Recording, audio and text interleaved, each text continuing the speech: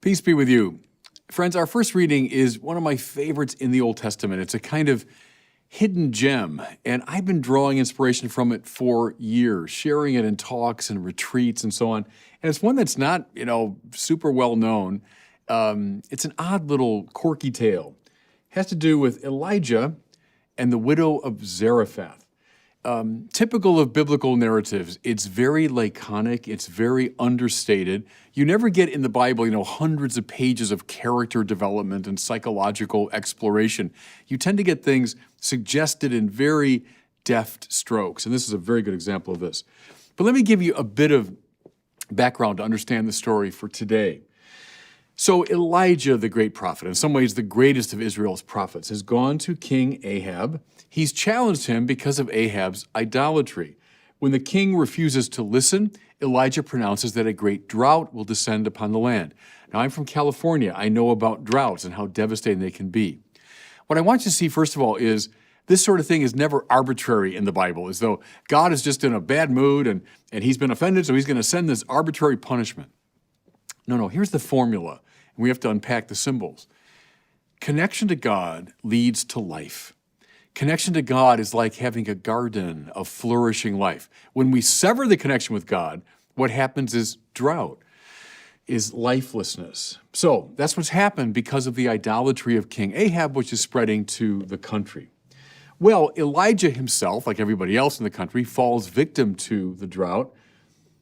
He's told by God, now listen, go to the Wadi Cherith, that means like a little river, You shall drink from the wadi, and I've commanded the ravens to feed you there.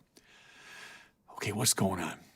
Here's Elijah basically helpless. It's drought, nothing's growing, water's drying up, he's going to starve, he's going to die.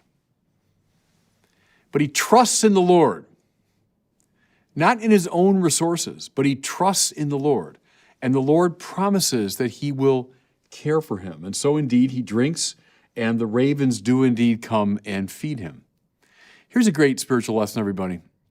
There are times in life, maybe someone listening to me right now is going through one of these, when you feel pretty much dried up.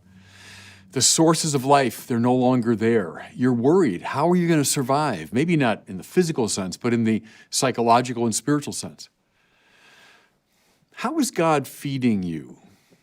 Or better, whom or what is God sending to feed you? It's an odd thing. Go to this little river. Is that the optimal, way to slake your thirst? Probably not. And ravens are going to bring you food. Is that what you would have chosen? Probably not. But God responds, sometimes in mysterious, unexpected ways, when we're in dire need. Elijah's great virtue is that he trusts in the Lord. Well, the story goes on. The drought continues, and in time, the wadi, this little stream, dries up. Can you imagine Elijah's fear as he's dependent upon this stream of water? I think of up here in the hills above my house in California, when it rains, which is very rare, they run, in fact, with water, but then very quickly they dry up. They're just, dry rock riverbed. How is Elijah feeling as the river's getting smaller and smaller, as his source of life is drying up? A lot of you, maybe, hearing me right now, feel that way, that the sources of life are drying up. You wonder how you're going to survive. But Elijah continues to trust. He doesn't panic. He trusts in God's providence. Eventually now, he hears a message from the Lord. Listen. Go now to Zarephath, which belongs to Sidon, and live there, for I have commanded a widow there to feed you. Now, this is a very strange command. The words mean probably little to us, but for someone in this time, it meant, first of all, he was being summoned out of Israelite territory. Now, I put to you, I've traveled the world a little bit. Leaving one's country is always a little bit dicey. It's a little bit frightening. When I went to study in Paris years ago, and you realize I'm leaving my own country behind. I'm in this foreign land. My own language is not being spoken. I'm not sure how things are working. It's always challenging to leave your, as we'd say today, comfort zone. But Elijah is called out of Israel into a foreign land. And more to it, he's being called to a foreign city and to visit a widow. Now, in the society of his time, there was practically nobody at a lower social level than a widow. First of all, women were looked upon as very much second-class citizens, and then a widow was someone without financial and emotional support. She was kind of on her own, at the bottom rung of the social ladder. So here's Elijah. Lord, I'm worried. I'm running out of food and water. Lifelessness is threatening me. Okay, says the Lord, I got a solution. Leave the country, go to a foreign land you know nothing about, and while you're there, visit with a widow, and she's going to feed you. What, are you joking? What's God up to here, everybody? I think what he's very often up to, summoning us out of our comfort zone, inviting us to trust in his providence, following not our own instincts, not our own projects and plans, but his project and plan for us. When you're in these lifeless times, be attentive to the people God is sending to you. Be attentive to the people to whom God has sent you.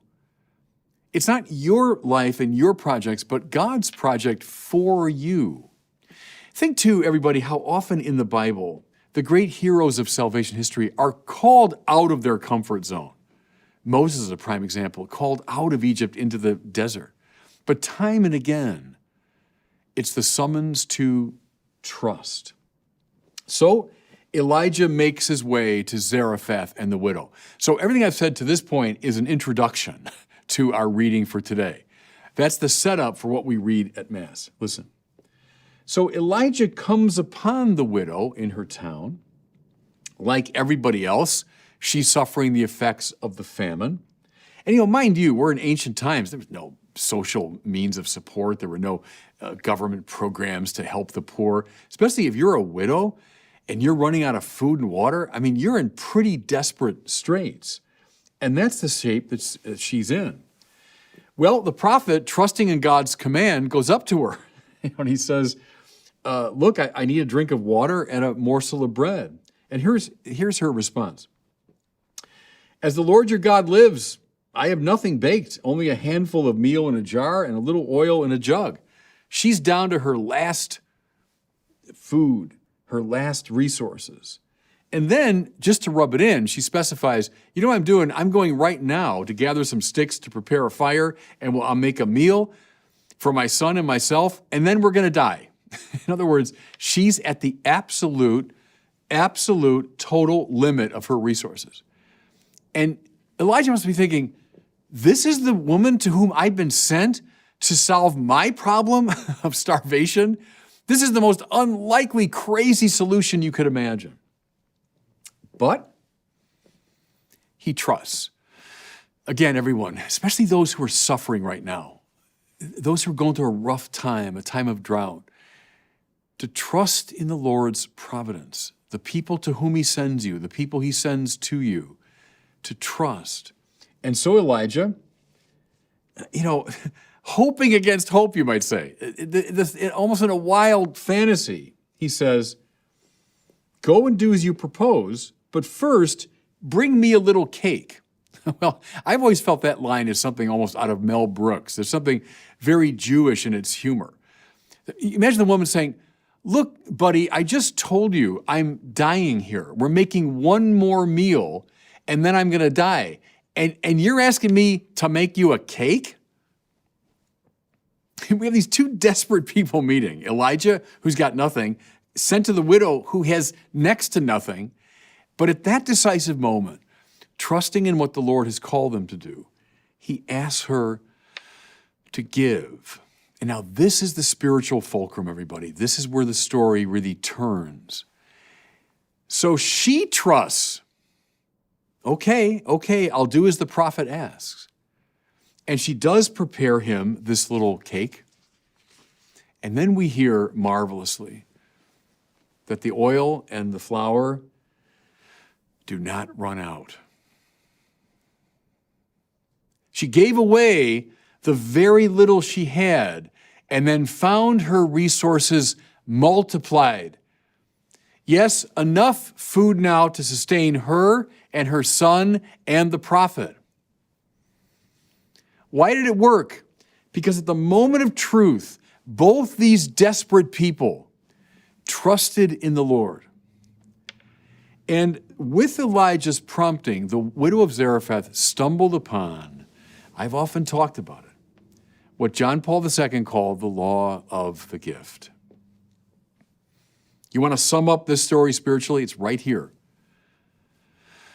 Your being increases in the measure that you give it away. Put that on your screensaver. Put that on your refrigerator. Live by it. Your being increases in the measure that you give it away. Every instinct in us says, no, take things to yourself. Hang on to them. Hoard them. Keep them. Make sure you got enough. People want some, keep them at bay. That's your possession. But that runs counter to the basic logic of the universe, because the creator of the universe is love. We say God is love. Love isn't something God does from time to time. It's not one of God's attributes. It's what God is, right through. Love, therefore, is the secret. Love is the great mystery, the hidden truth of all things. And the way it works is the more you give of your life, that's what love means, to will the good of the other, the more of the divine grace increases in you. This little story, everybody, it's a secret of all the saints. Saints are all different, personality, background, everything, but they're all the same in this basic regard. They've all understood the law of the gift. And that's why they become sources of life. You see how this story is so fascinating? Both of these people are in desperate straits. The sources of life have dried up. How do you open up those sources?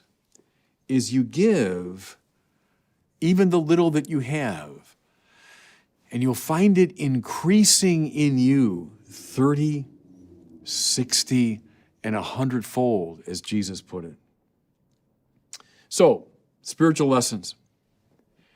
When you find yourself, maybe some of you right now, in a time of drought and famine, when the sources of life seem to have dried up, trust in the Lord. Trust in His providence. Don't give up. Listen, by means of the things that happen to you, the people you meet, listen to what He's telling you. Be attentive, especially to the people He sends your way, the people to whom He sends you by the circumstances of your life.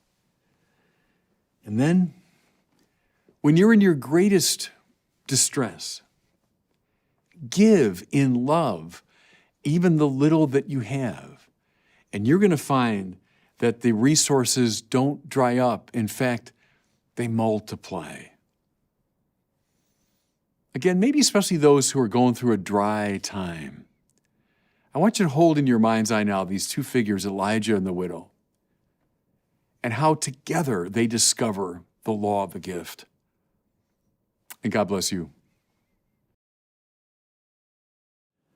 Thanks so much for watching. If you enjoyed this video, I invite you to share it and to subscribe to my YouTube channel.